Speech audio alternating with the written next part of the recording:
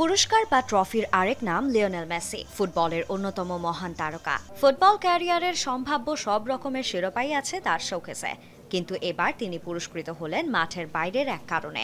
পেয়েছেন যুক্তরাষ্ট্রের সর্বোচ্চ বেসামরিক সম্মান প্রেসিডেন্সিয়াল মেডেল অফ ফ্রিডম, কিন্তু হোয়াইট হাউসের এই পুরস্কার অনুষ্ঠানে উপস্থিত হননি আর্জেন্টাইন অধিনায়ক। ব্যক্তিগত কারণে সেখানে যেতে পারেননি মেসি, তাই তো দুঃখ প্রকাশ করে অনুপস্থিত থাকার ব্যাখ্যা দিয়ে চিঠি পাঠিয়েছিলেন এই সুপারস্টার, যা নিশ্চিত করেছিল মেসির ক্লাব ইন্টার মায়ামি সহ একাধিক ইউরোপিয়ান সংবাদ মাধ্যম। কিন্তু বিদায়ী রাষ্ট্রপতি জো বাইডেনের থেকে এমন পুরস্কার না নিয়ে তোপের মুখে পড়লেন মেসি। পুরস্কার না নেয়ায় সামাজিক মাধ্যম এক্সে নিজের রাগ ঝাড়লেন যুক্তরাষ্ট্রের সাবেক ফুটবলার অ্যালেক্সি লালাস। পুরস্কারটা মেসিকে দেয়া ছিল হাস্যকর ও অবাক করার মতো ব্যাপার। তবে আপনি যদি পুরস্কার নিতে যান তাহলে ডিসিতে যাওয়ার উপায় খুঁজে বের করুন।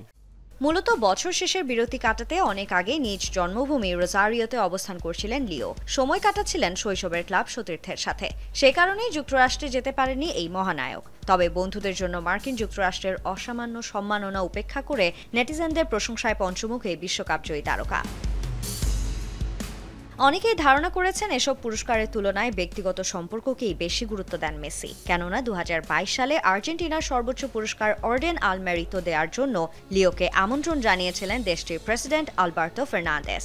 সেবারও জাতীয় পুরস্কার গ্রহণে অনিচ্ছা প্রকাশ করেছিলেন এই তারকা। ফুটবল মাঠের বাইরে সাধারণ মানুষের মতোই জীবন কাটানোর চেষ্টা করেন মেসি। অতিরিক্ত মনোযোগ অথবা পুরস্কারের প্রতি কখনো আগ্রহ ছিল না এই তারকার। খ্যাতি আর ক্ষমতার লোভ অবশ্য সামলাতে পারে কজন? তারকা খ্যাতি কাজে লাগিয়ে ক্ষমতার মসনদেও বসেছেন কতজন? সেখানে যেন উজ্জ্বল ব্যতিক্রম Lionel Messi. Sanjana Ivy, Jamuna sports.